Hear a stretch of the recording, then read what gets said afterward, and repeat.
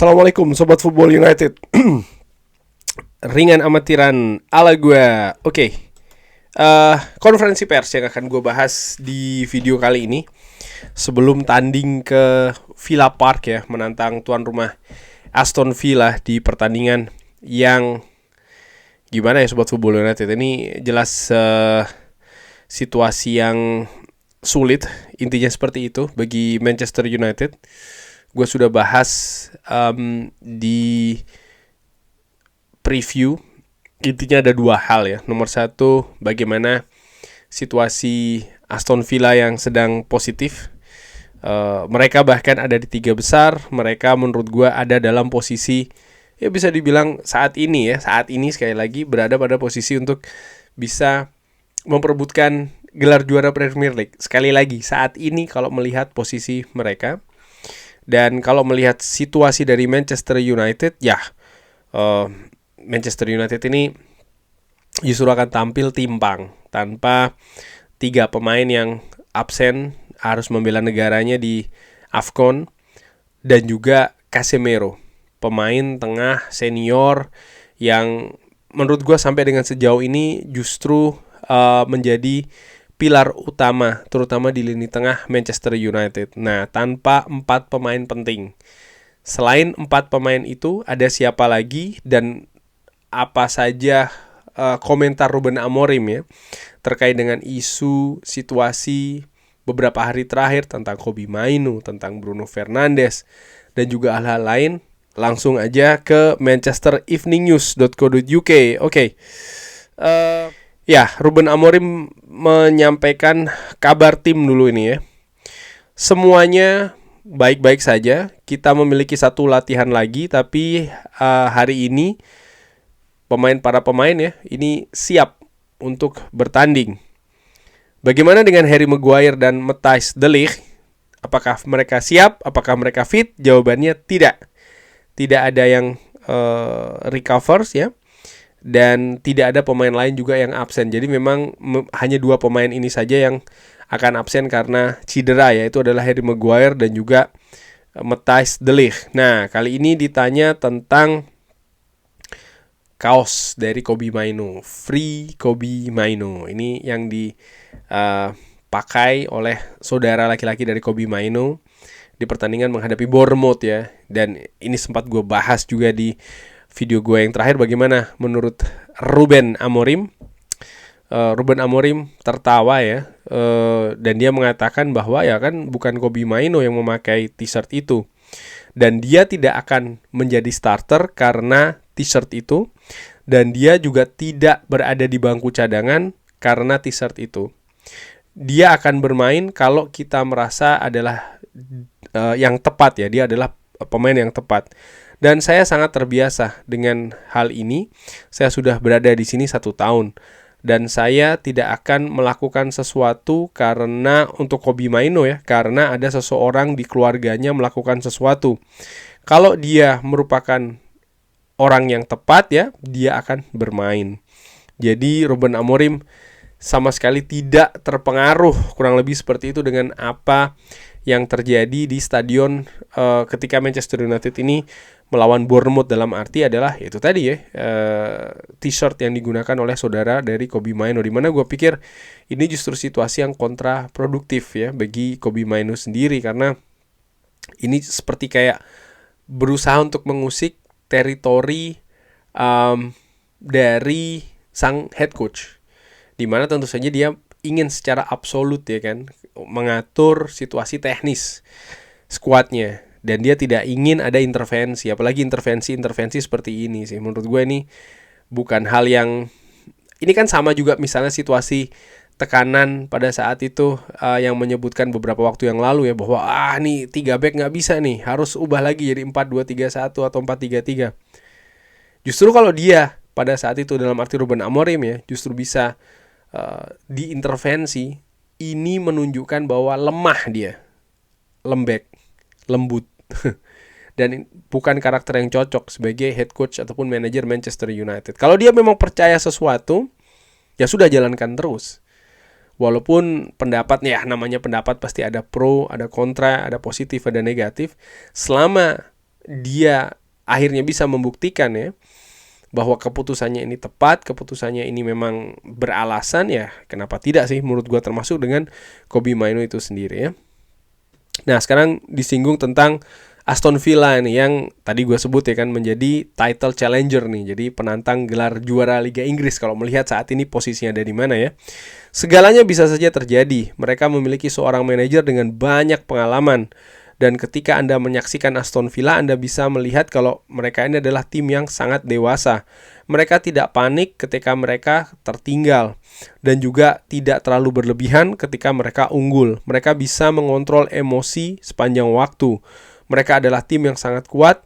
Dan kalau mereka bisa berjuang sampai akhir, di situ saya tidak tahu. Nah ini keadaan apakah Aston Villa akan bisa menantang gelar juara pada akhirnya ya, belum setengah perjalanan liga ini, tapi menurut gue justru yang paling penting nanti di paruh kedua ya. Dan ini memang karakter dari Premier League, mulai dari bulan, terutama dari bulan Februari terus Maret, April, Mei, itu adalah periode-periode menentukan di mana tim mungkin sudah mulai lelah, mulai banyak pemain absen, kompetisi yang diikuti juga semakin larut ya, dalam arti ya berlanjut ke babak yang lebih penting lagi, dalam arti misalnya yang berlaga di FA ataupun berlaga di Eropa, sehingga konsentrasi juga harus diatur.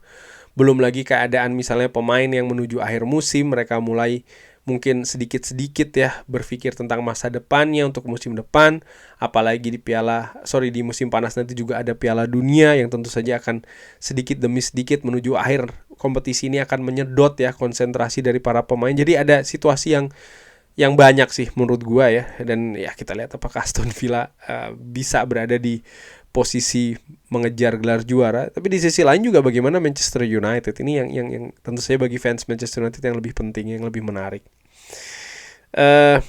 Tentang gol dan juga keseimbangan ya. Kita menyaksikan pertandingan menghadapi Bournemouth, kita bisa menghindari gol-gol tersebut. Ada banyak transisi dan kita harus menempatkan segalanya ya. Ketika kita ini bertahan, kadang-kadang kita tidak melakukannya ya. Pertandingan menghadapi Bournemouth memang terlihat kalau menurut gua ya bagaimana ya transisi ini masih menjadi masalah yang sulit untuk diatasi lini pertahanan Manchester United. Dan ini sebenarnya sudah terjadi dari awal musim. Hanya saja ini masih terus berkelanjutan dan seperti masih belum bisa dicari solusinya sih menurut gua ya. Dan ini menarik nanti bagaimana tanpa Casemiro, Bruno Fernandes mungkin akan bekerja lebih keras, mungkin dia akan memiliki posisi yang sedikit berbeda dari pertandingan-pertandingan sebelumnya. Bukan tidak mungkin dia akan lebih dalam lagi posisinya. Menarik sih untuk dilihat bagaimana solusi alternatif yang akan ditampilkan oleh Ruben Amorim. Balik lagi tentang Kobbie Mainoo. Tidak ada pembicaraan dengan Kobbie, dia bermain sangat bagus dan ini sangat penting. Kantor saya terlalu terbuka, tapi tidak ada yang datang ke sana pekan ini. Jadi segalanya ini normal dan kita siap untuk menghadapi Aston Villa. Ya artinya Ruben Amorim ingin menegaskan ya dia ini sangat terbuka untuk melakukan komunikasi, tapi tidak ada yang datang untuk berkomunikasi. Justru lebih rame di sosial media ya. Dan menurut gue ini juga sangat disayangkan. Kenapa pemain-pemain ini tidak secara gentle gitu ya, katakanlah secara terbuka ya, ada masalah sampaikan ke head coachnya.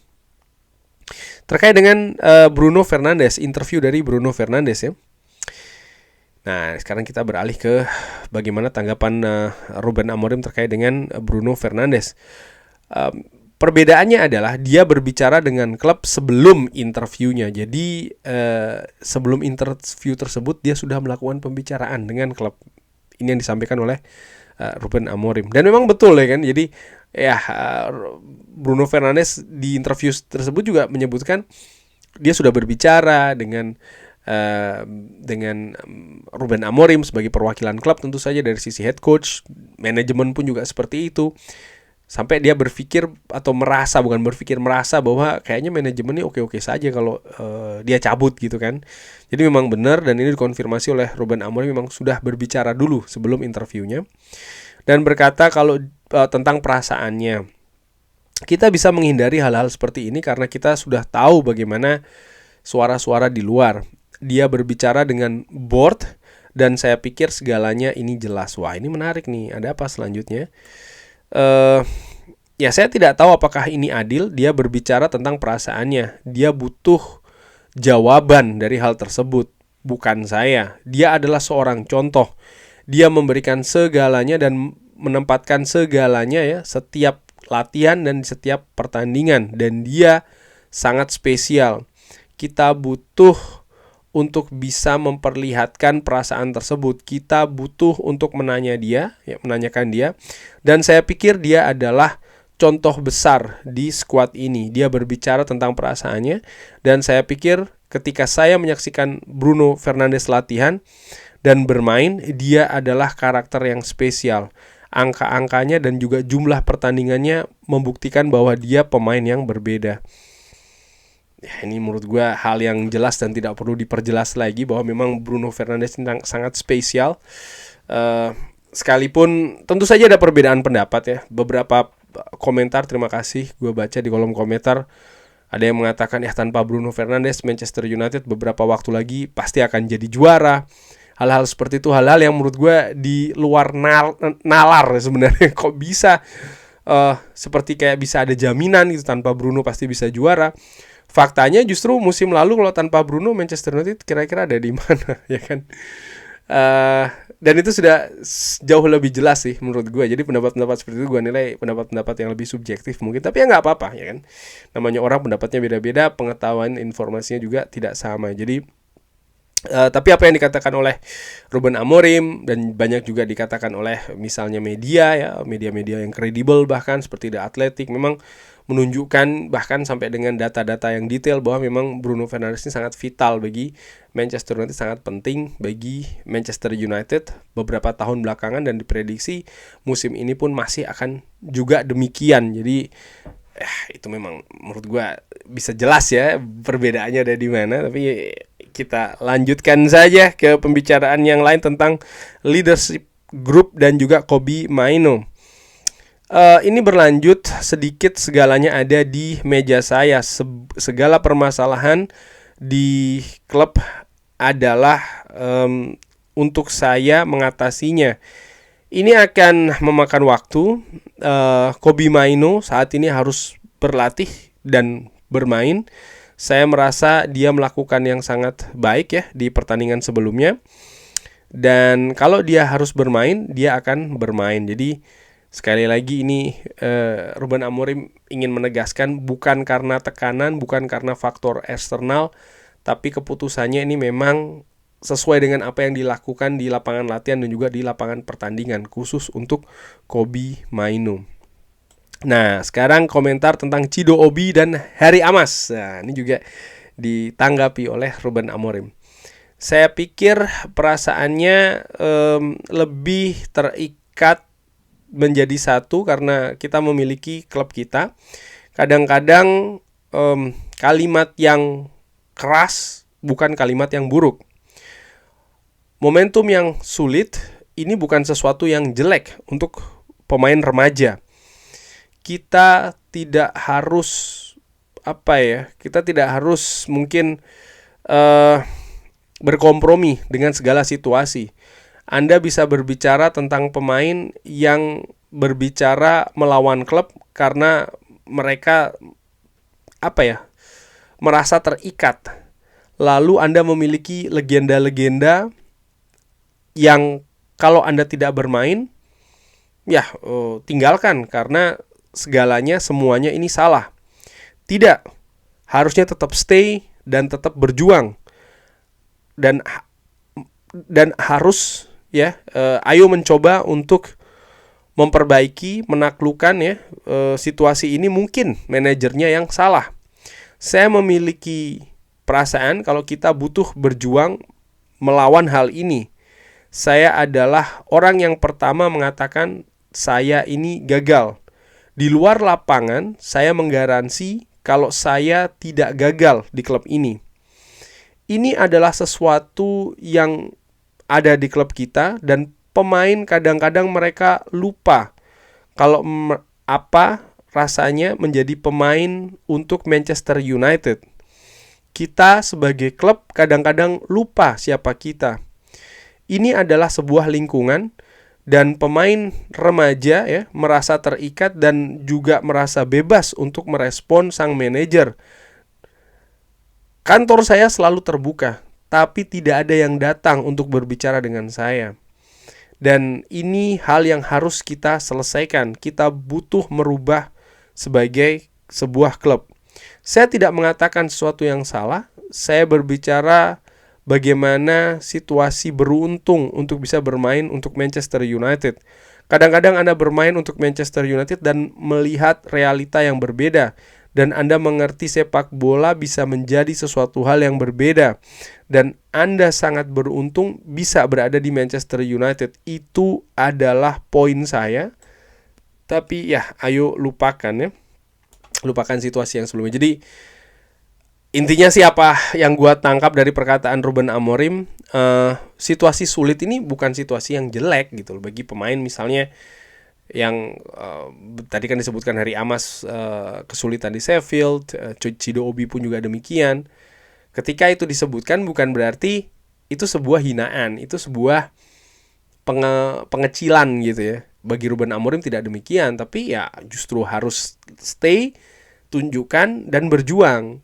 Dan kalau memang ada masalah, selesaikan dengan berkomunikasi, datangi langsung sang manajer, di mana Ruben Amorim berkata kantornya selalu terbuka, tapi tidak ada yang berani datang untuk berbicara, justru mengungkapkannya lewat jalur yang berbeda ya kan, jalur sosial media. Dan ini tentu saja menjadi makanan empuk ya kan bagi media-media di Inggris. Dan terakhir Ruben Amorim menanggapi komentar dari Sir Alex Ferguson ya. Ada beberapa komentar terkait dengan Ruben Amorim, komentar yang positif dari Sir Alex Ferguson. Ruben Amorim mengatakan dia mengerti lebih banyak sepak bola, khususnya sepak bola Inggris. Saya tidak berpikir kalau kita akan membutuhkan waktu yang lama ya untuk memenangkan Liga 10 tahun, karena Sir Alex melihat ya bagaimana Liverpool butuh 30 tahunan ya kan untuk bisa menjadi juara Liga lagi. Dan saat ini Manchester United sedang berkonsolidasi. Sir Alex menegaskan bagi dia ya, melihat situasi saat ini memang Manchester United ini butuh proses, butuh waktu. Tapi apakah 5 tahun, 9 tahun, 10 tahun? Nah, ini Ruben Amorim menanggapi bahwa ya buat untuk Ruben Amorim mungkin waktunya tidak perlu 10 tahun ya. Saya tidak tahu manajer mana yang akan ada di sini, tapi saya sangat percaya kita bisa berjuang ya, bersaing untuk mendapatkan gelar tahun-tahun depan, dan tidak perlu menunggu tahun yang lama ya, tapi kita tidak pernah tahu. Di dalam kepemimpinan, ini adalah momentum dalam klub. Anda harus berjuang di setiap kesempatan. Kita berkembang sebagai sebuah tim, sebagai sebuah grup, dan kita akan berkembang di hal-hal yang lebih kecil. Dan ini akan membuat perbedaan ya, bahkan untuk kebobolan. Kalau kita bermain sebagai grup yang berbeda, kita akan menderita atau kita akan kebobolan gol yang lebih sedikit. Tapi saat ini kita mencetak gol lebih banyak. Jadi ayo berbicara hal yang lebih positif dan lebih berpikir tentang pertandingan menghadapi Aston Villa. Ya, jadi ada optimisme lah, kurang lebih seperti itu yang diperlihatkan oleh Ruben Amorim terkait dengan proyeksi dari Sir Alex mungkin ya, yang mengatakan ya kayaknya butuh waktu yang gak lebih panjang. Tapi Ruben Amorim mengatakan kayaknya gak perlu lama-lama banget. Ada hal-hal detail, hal-hal kecil yang harus diperbaiki. Tapi dia balik lagi menekankan saat ini saatnya fokus untuk menghadapi Aston Villa. Kurang lebih seperti itu Sobat Football United. Bagaimana? Seperti biasa, drop di kolom komen. Terima kasih sudah menyaksikan. Jangan lupa like, sholat, dan juga subscribe. Wassalamualaikum warahmatullahi wabarakatuh. Thank you.